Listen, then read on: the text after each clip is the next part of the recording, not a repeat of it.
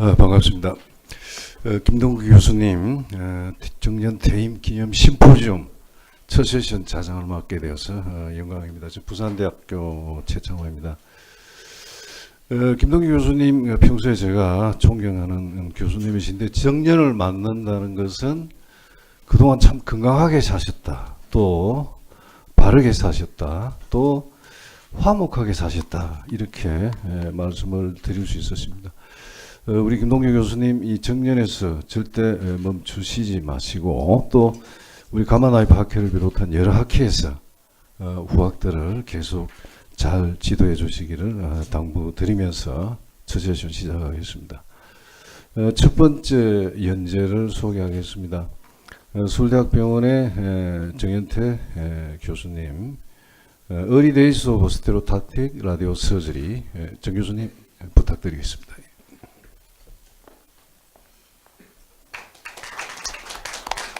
안녕하십니까.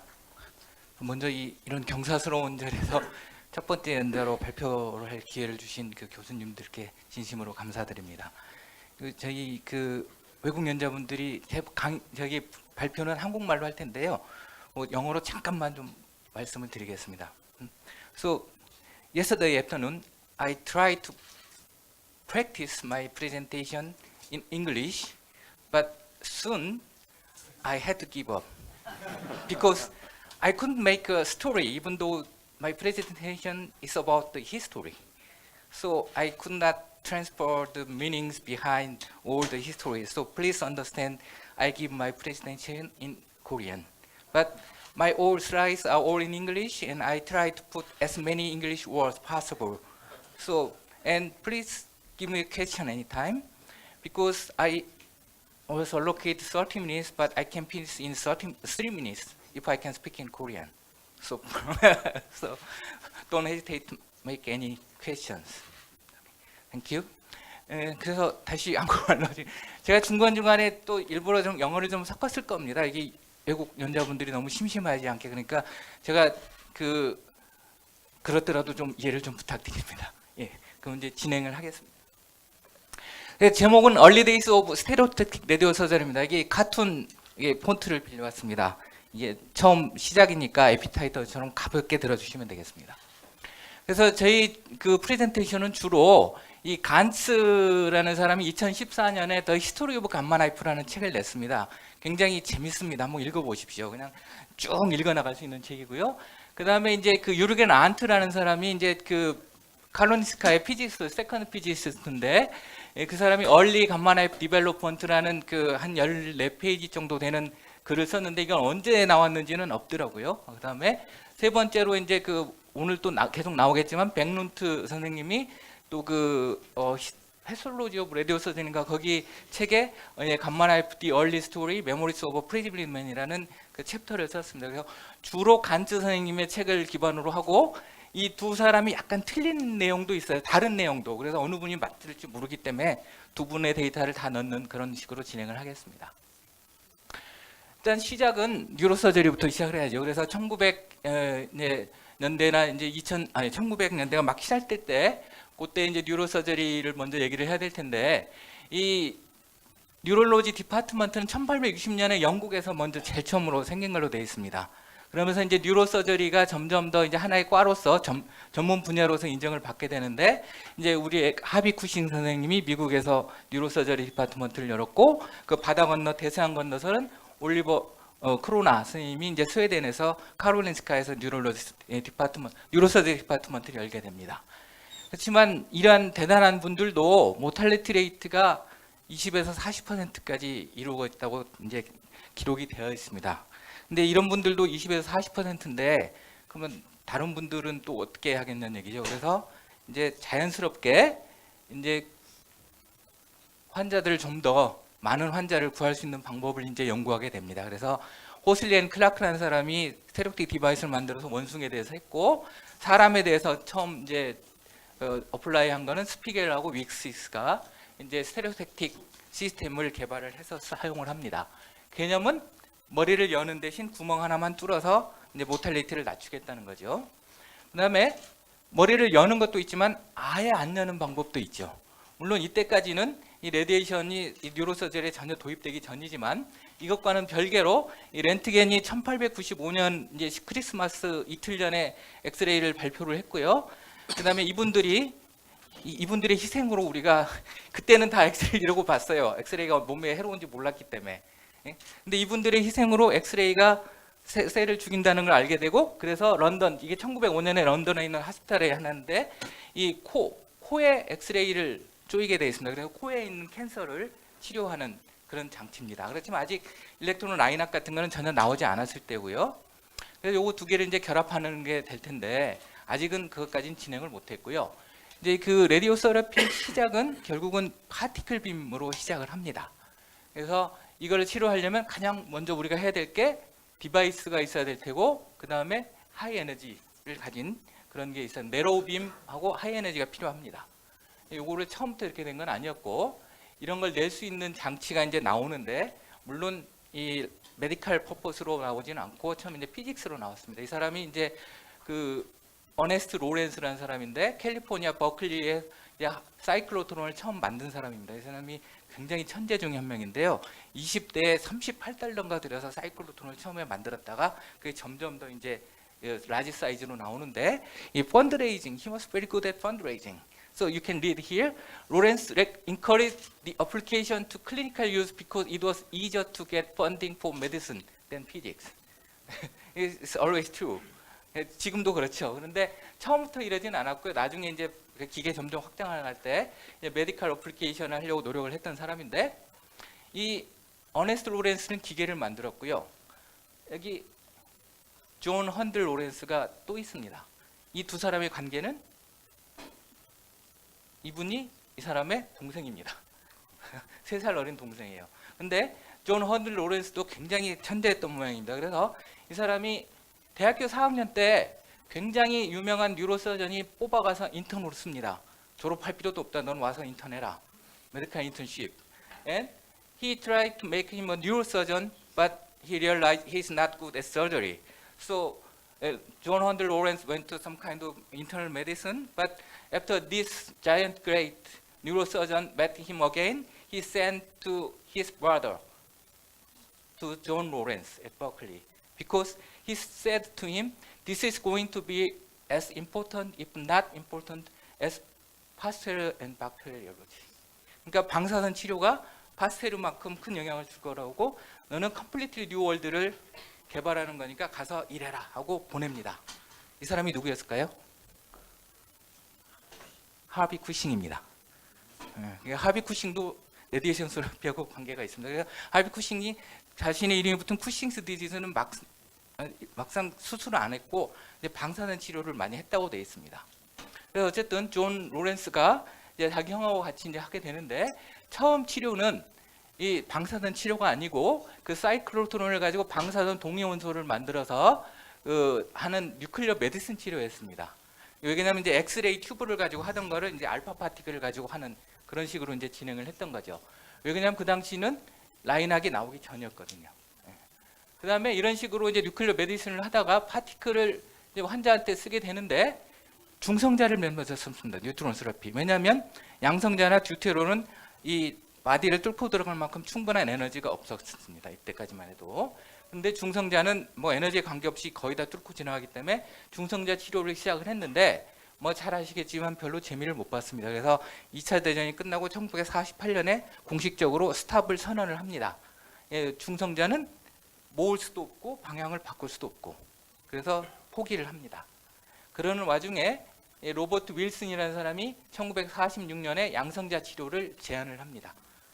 그래서 그 사람이 네로빔이라는 말을 처음으로 썼고요, 브라그피크를 이용할 수 있다는 개념을 제시를 했습니다. 이게 윌리엄 헨리 브락, 윌리엄 로렌스 브락, 부자, father and son, they received Nobel Prize at the same year. Only father and son. 그러니까 한 해에 노벨 물리학상을 탄 유일한 부자입니다. 부자가 따로 탄 사람은 있어요. J.J. 톰슨이랑 또 톰슨 하나 또 있는데. 그래서 그런 개념을 바탕으로 이 코넬리우스 토비아스라는 사람이 실제 환자를 이제 치료를 합니다. 이제 양성자보다는 듀테론 알파빔을 썼는데, 제 추측이지만 이 알파 가지고 뉴클리어 메디슨으로 하던 게 있었기 때문에 아무래도 그쪽이 좀 더 익숙했을 겁니다.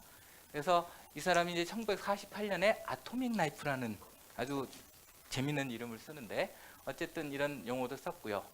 이 당시에는 그렇지만 브라우 피크는 쓰지를 못했습니다.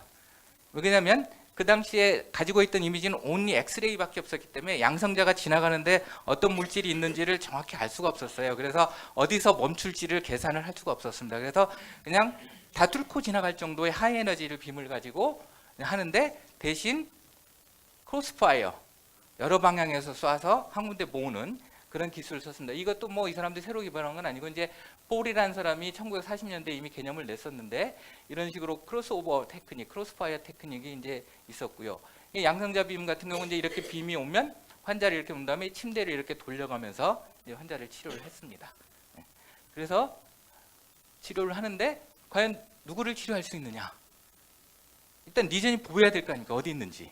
그래서 굉장히 제한이 됩니다. 그래서 당시 할 수 있었던 건 엑스레이 이미지밖에 없었기 때문에 요 피투이터리에 있는 리전만 버클리에서는 치료를 하게 됩니다.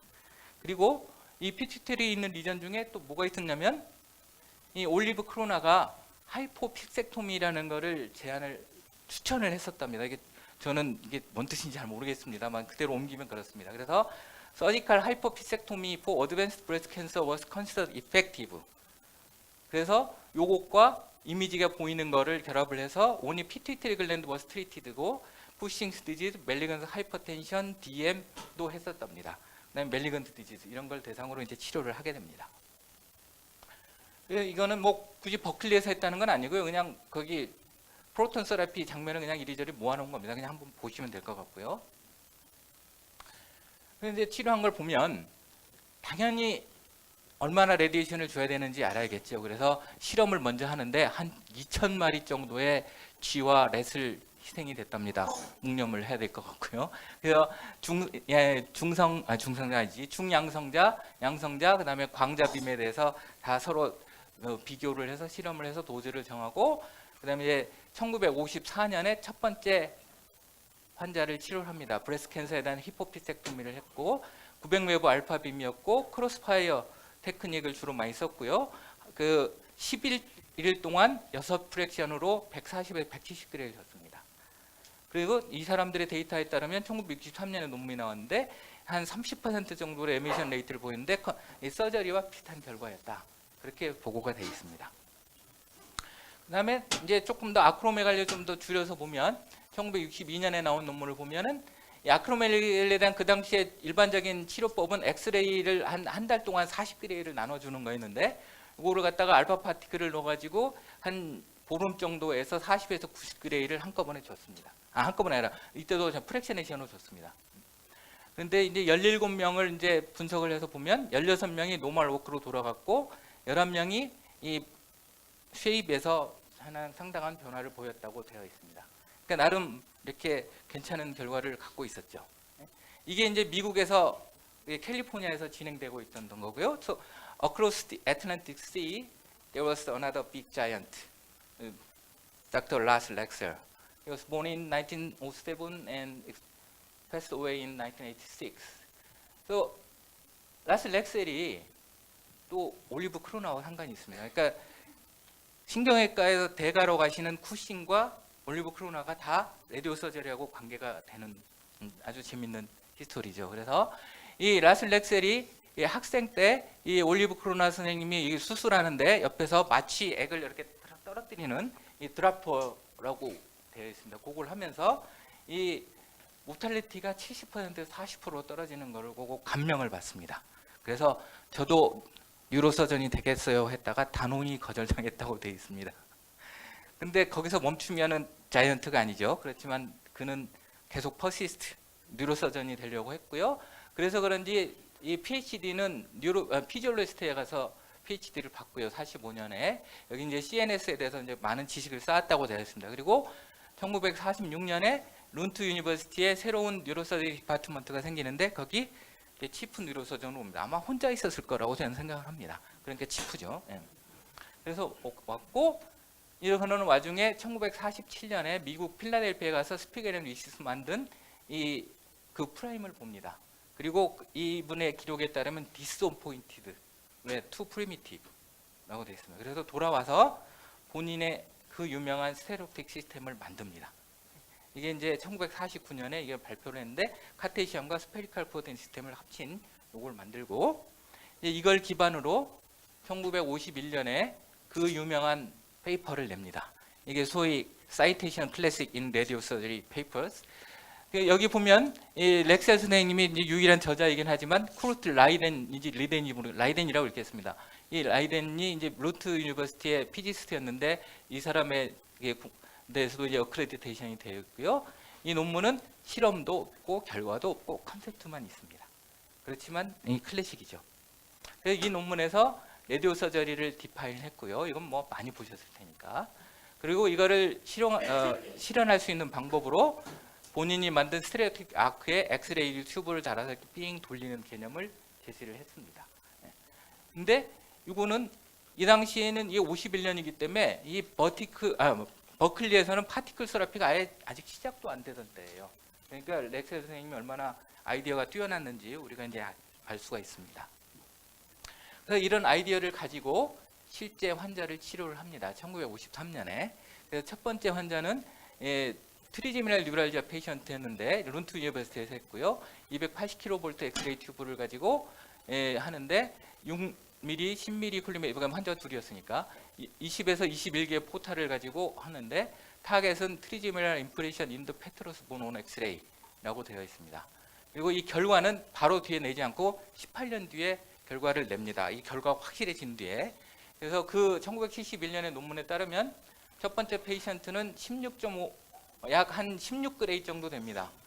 About 16 그레이. But pain free, 5개월 뒤에 pain free가 되고 18년 동안 그대로 유지가 되고 약간 좀 믿기가 어려운 건 해요. 요즘 80그레이를 줘도 이렇게 좋은 결과가 좋진 않은데. 예. 그 다음에 세컨드 페이션트는 약 한 22그레이 정도를 주고 22그레이 about. 그래서 역시 이 a few day after에 pain free가 되고 결과가 굉장히 좋죠. 근데 왜 딴 걸 개발한다 하는 의문점이 좀 들기도 해요. 예. 어쨌든 간에 이런 결과가 있었고 이건 이제 나중에 나오는 거고 이제 클리니컬 페이퍼로 처음 나온 거는 1955년이고 이때는 이제 렉셀과 험러하고 라이덴이 이제 공저자였고요. 이때는 스테레오틱 레더시 오브 더 브레인 리포트 오브 케이스가 제목입니다. 그래서 이상한 이름의 스웨디시 학술지에 실렸고 대상은 뭐 스키조프레니아였습니다. 1953년에 같은 방법으로 치료를 했는데 이 40그레이 가량을 양쪽 테렉토미를 한 걸로 되어 있습니다. 이 40그레이는 그 당시에 이제 아까 알파 파티클 치료할 때도 나왔지만 대부분 40그레이면 충분하다라는 게 이제 그 사람들의 이제 그 의견이었습니다. 이거를 치료를 했는데 이게 큐어가 되지는 않았지만 54년 12월에 퇴원을 하고 55년 11월쯤 되면 바깥에서 일할 수 있는 정도로 회복이 됐다. 그렇게 되어 있습니다. 그냥 결과가 매우 좋은 거죠. 이런 식으로 이제 진행을 했지만 이 논문에 또 엑셀 선생님이 뭐라고 기록해놨냐면 레디에이션을 쓰는 거는 가능하고 효과도 있어 보인다. 그렇지만 이 40그레이가 충분한지에 대해서는 조금 연구를 더 해야 될 것 같고 그 다음에 이 엑스레이 튜브 에너지가 너무 낮기 때문에 스킨에 안 좋은 영향이 있을 것 같고 따라서 코발트나 헤비 파티클을 좀 더 연구해야 될 것 같다. 그래서 이제 이렇게 이런 게 돼 있는데 이 렉셀 선생님은 펑셔널 타겟을 주로 했기 때문에 렉셀 선생님이 요구한 그 조건은 버클리에서 하는 것보다 훨씬 더 어렵고 자세한 정확한 기술을 요구를 했습니다. 그래서 그냥 본인이 다 할 수는 못했고요. 다른 다른 사람이 나타납니다. Can you tell me how can I read very? How can I read very? 보레? 보레. 오케이. 보레. So I'll use 라슨 only. 오케이. 이 라슨이라는 사람이 피지스트입니다. 그래서 이제 웁살라 유니버시티에서 이제 피지스트로 있었는데 쿠르트 리덴이 피지스트면서 룬트에 있었고 라스 렉셀이 이제 룬트에 있었고 웁살라에 있었기 때문에 이 둘을 연결을 해줬습니다. 그래서 라슨과 렉셀이 웁살라에서 이제 실험을 하게 됩니다. 근데 엄청 멀어요. 한 300-400km 된다고 돼 있습니다. 이제 실험을 하는데 주로 펑셔널 타겟을 했었기 때문에 이 프로톤이 센트럴 너버스 시스템에 미치는 영향에 대해서 실험을 하고 따라서 이제 나중에 라스는 레디오 바이올로지스트라고 불리게 됩니다. 워낙 이 바이올로지 실험을 많이 해가지고 그래서 185 프로톤이었고 싱글이나 크로스파이어 빔을 썼고 1.5mm 서큘러 빔, 펑셔널을 타겟으로 했기 때문에 렉탱귤러 빔도 연구를 했고요. 그래서 이제 주로 대상은 토끼나 염소. 그래서 우와 엄청난 양이죠. 엄청난 양의 레디에이션을 줬습니다. 염소 이렇게 누워 있죠. 그래서 연구한 대상은 레디에이션 인저리, 베스큘러 데미지, 레디에이션 네크로시스 이렇게 이쁘게 이제 나오는 거죠. 예? 라슨 had some, 염소 목장을 뭐래요? goat farm. So he did not sacrifice these animals. He kept those animals until they died naturally. So when he came to the laboratory, everybody could know he came to the office because he smells so goat, like a goat. 냄새가 많이 났다고 합니다. 염소 농장을 가지고 있어서. 그래서 여기서 나온 이제 데이터들이 많이 나왔을 텐데요. 이게 재밌는 데이터입니다. 그래서 여기 보시면 이 실선이 도수의 선이고요. 맥시멈 200g이고 이렇게 내려오다 보면 이제 도수 분포가 되고 이게 이제 빔의 크기죠. 근데 이제 세크리스파이스를 합니다. 그래서 뭐 15일 뒤에 20일 뒤에 이렇게 하다 보면 리전이 점점 커지다가 어느 순간 더 이상 커지지 않습니다. 그거하고 만나는 것. 그러니까 보니까 이게 한 100g쯤 된다는 얘기죠. 그래서 여기 한 100g 정도에서 만납니다. 한 실제로 한 120g이 되는데 그래서 요 이상은 더 줄 필요 없다는 얘기죠. 100g 정도 되면 이제 네크로시스가 생긴다. 는 결론이 나는 겁니다. 그 리전을 좀 더 줄여서 도주를 줄여서 이만한 사이즈를 했을 때도 역시 100g에서 리전이 만들어집니다. 그래서 이제 펑셔널 타겟에서 100에서 120g 정도 준다는 게 이제 이 데이터를 바탕으로 나옵니다. 그리고 이 안트의 의견에 따르면 이게 50%이기 때문에 감마 F선 50% 라인을 쓴다고 돼 있는데 그건 뭐 그 사람의 개인적인 의견인 것 같습니다. 그래서 이게 아주 재밌는 데이터가 나옵니다. 그래서 이런 데이터를 바탕으로 한 20명 정도를 옵살라에서 치료를 합니다. 4분밖에 안 남았네요. 좀 말을 빨리 하겠네. 그래서 그 치료를 해서 하는데 뭐 결과 좋습니다. 그렇지만 너무 임프랙티컬 환자 틀을 씌워서 옵살라까지 데리고 가야 되는데 다 자기가 차에 태워서 데려가고 기계는 너무 복잡해서 맨날 고장나고 뭐 빔 안 나오고 그래서 새로운 얼터너티브 솔루션을 찾는데 이 레이덴하고 라슨이 엑스레이 처음에는 라인학을 이제 제의합니다. 왜냐하면 이 당시에 이제 베리안에서 미국의 일렉트론 라인학이 처음 나왔거든요. 환자 치료를 위해서. 그래서 아마 키포스펙트로미를 카롤린스카에서 하는데 너무 손이 많이 가요. 이 의사는 한 명 가는데 뭐 피시스트 5명 붙고 뭐 테크니션 몇 명 붙고 그러니까 너무 복잡하니까 안 되겠다. 이 의사가 쓸 수 있는 기계를 만들자. 그렇게 간단하게. 그래서 이제 여러 가지 조건을 이제 내세웁니다. 뭐 프로톤만큼 정확해야 되고 크기가 작아야 되고 병원에서 운영할 수 있어야 되고 이런 기계를 그리고 이런 개념으로 바탕으로 라슨과 리덴이 1963년에 스웨덴 정부에다가 이 스트레킨 리븐이라는 기계를 만들겠다고 프로포저를 냅니다. 그래서 엄청난 양의 여기 서류를 냈는데 보기 좋게 거절당합니다. 안타깝죠. 그렇지만 여기서 멈추면 또 자이언트가 아닙니다. 우리의 렉셀 선생님이 있어요. 여기에는 이 렉셀은 굉장히 하이소사이티의 사람이었기 때문에 이 부자들하고 많이 알았고 모 엑슨의 아들과 렉셀의 딸이 결혼을 하게 되는데 이 모 엑선 존슨이 존슨 그룹을 가지고 있었는데 엄청난 중공업 회사였어요. 그래서 이 존슨 그룹의 하나의 자회사인 모탈라 벌크스타트에서 감마 유닛을 만듭니다. 첫 번째 감마 유닛. 그래서 이 당시에 스웨덴을 보면은 이 웁살라의 노벨 화학상을 받은 사람이 있었고, 그다음에 여기 카롤린스카에는 시버트 들어보셨죠? 거기 방사선 하시는 분들은 시버트가 여기 있었고, 그다음에 이 모탈라는 노틸러스를 만든답니다. 아세요? 노틸러스? 해저 이말리에 나오는 잠수함. 거기서 노틸러스를 여기서 만든대로. 그러니까 매우 스트롱한 백그라운드가 있었고요.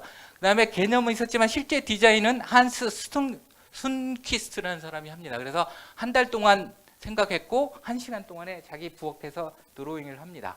여기 드로잉이 있고요. 이걸 좀 더 클리어하면 이런 처음부터 감마 F가 나옵니다. 그래서 이 엔지니어링 디자인을 바탕으로 기계를 만들어서 이게 이제 렉셀 선생님이 쓰게 되는데 이게 이제 그 소피아 헤멧에 설치된 첫 번째 감마 유닛입니다. 그러다가 이걸 보면 5,000 큐리였고요. 간스는 180개 중에 구멍이 오버랩돼서 하나는 안 써서 179라고 하고 안트는 179에 178개를 썼다고 합니다. 그다음에 콜리메이트는 3에서 5, 3에서 7이라고 하는데 안트는 3에서 11도 썼다고 합니다. 예. 그다음에 이너레디에서는 125mm였기 때문에 좀 작았죠. 그것 때문에 나중에 이제 문제가 되는데 어쨌든 이렇게 생겼었습니다. 그래서 그리고 환자 고정할 땐 파리스캡이라는 걸 썼고요. 왜냐하면 스태틱 프레임이 안에 안 들어갔습니다. 너무 작아서. 예. 그래서 플래닝은 매뉴얼로 했고, 그래서 첫 번째 감마나이프 치료는 1967년에 했습니다. 이게 스투드비스크에서 만들어졌는데 감마나이프 첫 번째 환자는 병원에서 이루어진 게 아니고 공장에서 이루어졌습니다. 생각해보면 1949년에 프레임을 만들고 67년에 첫 번째 환자가 20년 동안의 꿈이 이루어졌으니까 그 기계가 다 만들어졌다는 소식을 듣는 순간 기다릴 수가 없었죠. 그래서 환자를 데리고 갑니다. 별로 특별한 일도 아니었어요. 왜냐하면 웁살라까지 계속 환자 데리고 다녔었기 때문에. 그래서 환자를 데리고 가는데 첫 번째는 크레니오파린저마 환자였습니다. 왜냐하면 트리제미널 뉴랄지아가 씨가 말랐어요. 엘도파 때문에. 그래서 이제 타겟이 바뀌게 됩니다. 그래서 크레니오파린저마 친구를 하는데 안타깝게도 션트 멜퐁션으로 4개월 뒤에 익스파이어를 하고 오토시를 해봤더니 결과가 굉장히 좋게 나왔습니다. 그래서 굉장히 힘을 받게 됩니다. 그래서 이게 환자를 데리고 이제 1967년 10월 25일이라고 간추는 그러는데 이 안트는 11월 2일이라고 합니다. 누구 만든지 모르겠어요. 그래서 1968년에 소피아 헬멧에 제가 몇 분에 끝나게 돼 있죠? 아니 50분까지 아닌가요, 제가? 지금 40분이잖아요. 왜냐면 앞에 축사하신 분들이 좀 일찍 끝내셨기 때문에. 제가 10분만 더 쓰겠습니다. 그래서 소피아멧에 68년에 이제 이게 되는데 이때는 감마 윤시라고 불렀고요. 쿨란이라고 불렀답니다. 자기네들끼리는. 쿨란이 스웨덴 말로 스피어라는 뜻입니다. 나중에 이제 그 치료계획 프로그램이 되는데 감마라이프란 말은 피츠버그로 가서 1988년에 피츠버그 그룹이 논문을 학회에서 발표를 하면서 감마라이프라는 용어를 사용한 걸로 되어 있습니다. 이때까지는 그냥 자기네들끼리 그냥 쿨란이라고 불렀대요. 그래서 이제 보면은 처음 한 9명의 환자들인데 크레니오파린저마 요거 보시면 요 백룬트 선생님 데이터인데 날짜가 안 나와 있죠. Nobody knows the treatment date of the first patient. 그래서 이게 근데 여기 보시면은 인터랙티블 캔서 페인이라고 많이 돼 있죠. 근데 사실 이게 페인이 메인 타겟이었는지는 좀 다릅니다. 왜냐면 이게 보시면 이제 엑셀이 있고 여기 백룬트 선생님이 있고 엔지니어 있고 이때는 워낙 오래 걸렸기 때문에 맥주 마셔가면서 했답니다. 지금 이러면 큰일 나겠죠. 그래서 백룬트 선생님이 한 8명의 데이터를 본 거 보면 하이퍼피색토미를 먼저 시도를 해봤는데 골은 이 캔서를 좀 홀트 막아보자 했는데 이분 본인이 그렇게 했었어요. We failed as the P2 hormone levels were found essentially unchanged. 그렇지만 대신 페인프리가 됐답니다. 그래서 아마 아까 그 환자들이 처음에는 캔서를 컨트롤하려고 했는데 페인프리가 돼서 아마 기록은 계속 페인으로 하는 걸로 된 것 같아요. 그 다음에 렉셀 선생님이 이제 디지즈별로 나눠줍니다. 그래서 이 피티테리 리전은 당시 스텝이었던 백루트 선생님하고 티트렌하고 나눠주는데 이분들이 이제 결과를 낸 거 보면 약 50에서 100g의 센터를 줬고 약 50% 정도의 레미션 레이트를 보였다고 되어 있습니다. 그래서 백룬트 여기 파리스캡 거고 파리스캡은 한계가 있었기 때문에 이런 슈이도 프레임을 만들어서 멀티 플래닝을 하게 됩니다. 그 다음에 이제 베스티브랄 쇼바노는 노렌 선생님이 맡았는데 이제 그 당시 레지던트였고요. 이분의 가장 큰 문제는 리전이 어디 있는가를 찾는 거였습니다. 그래서 뉴로엔세팔로프림이 잘 안 보였기 때문에 인터셀컬 매트리잠마이드 뭐 이런 걸 써가지고 간신히 막 몇 시간씩 리전을 찾고 그랬답니다. 그래서 어쨌든 이런 식으로 찾아가지고 치료를 했고요. 그 다음에 ABM은 스타이너 선생님이 맡았는데 그나마 운이 좋죠. ABM은 잘 보이니까 엔지오그래피에 여기 스타이너 선생님 있고 렉셀 선생님 있고. 그래서 타겟은 처음에는 처음 들어오는 피더 파트에 타겟을 했는데 사실 맥시멈 125g를 줬기 때문에 사실 나이 들어서 아마 다 포함이 됐을 거예요. 워낙 레디에이션을 많이 줬기 때문에. 그래서 그런지 한 19개월 뒤에 찍은 데 보면 이제 컴플리트 오브리테이션이 됩니다. 결과가 좋습니다. 그 다음에 이런 결과가 좋기 때문에 이제 세컨드 감마 유시 만들어지는데 카롤린스카의 방사선 중형외과에서는 라이낙 레도서를 하려고 했습니다. 당연하죠. 그래서 67년에 이미 벙커도 만들어놨는데 실제로 자기네들이 몇 걸 해보니까 너무 손도 많이 가고 그래서 포기를 하고 세컨드 감마 유시 여기 들어옵니다. 다만 어떤 조건이냐면 방사선 중형외과에 설치하는 조건으로. 그 이후로 두 과의 사이가 안 좋아졌다는 소문이 있습니다. 그래서 여기 보시면 이제 이때 뭐 렉셀 선생님도 있고 많이 있습니다. 그래서 이때는 이제 이너 레디어스가 145로 증가하고 그다음에 그 서큘러 콜리메이터로 바뀌었습니다. 타겟이 펑셔널해서 튜머로 바뀌었기 때문에. 이 당시에는 헬멧 서포트 만드는 걸 까먹어서 나중에 카로린스카 병원에서 따로 만들었어요. 그래서 이제 이걸 보면 그래서 이제 기술적으로는 뭐 이미징이 뉴로엔세팔로그래피가 있고 나중에 CT가 나왔고요. 그다음에 환자 묵는과는 처음에 안 들어갔기 때문에 페리스캡이라는 석고로 틀을 떠서 환자를 했는데 이때 XY로밖에 못 움직였기 때문에 이 휴이도 프레임을 만들어서 멀티플 타겟 플랜을 할 수 있었고 나중에 이제 렉셀 D 프레임이 나옵니다. 그다음에 도즈 플래닝은 처음에 손으로 하다가 중요한 거는 웁살라에 있는 컴퓨터 센터에 보냈었고요. 그러다가 쿨라가 1975년에 나오는데 이때는 하나 계산하는데 한 2시간 반 정도 걸렸습니다.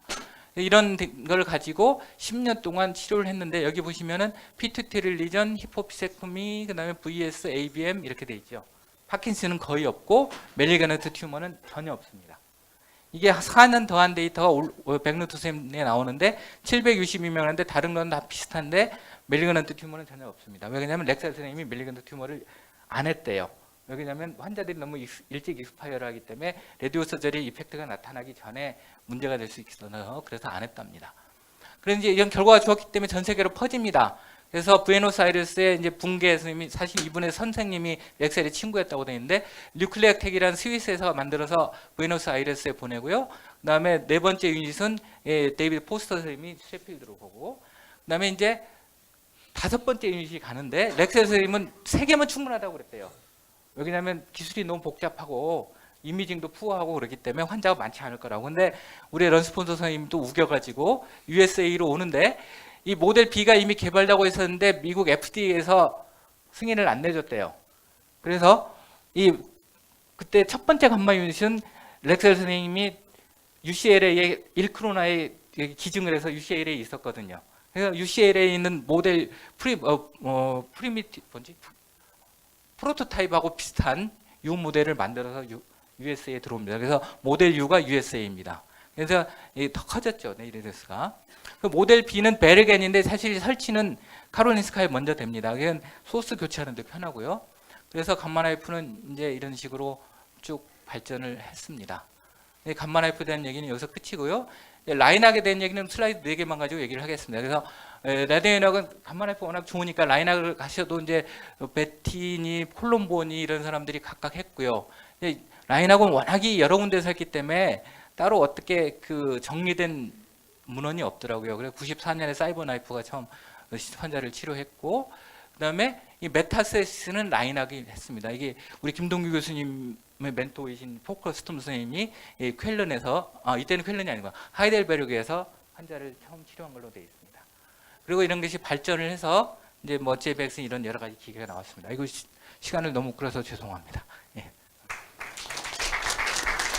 네, 정 교수님 수고하셨습니다. 사실 이게 쓴말이 하기가 상당히 이 어려운 부분인데 이 자세한 거를 다 소개해 주셔서 정말 감사드리고, 혹시 우리 정현태 교수님의 이 라디오 서저리의 역사 부분에 대해서 질문 또는 코멘트 있으십니까?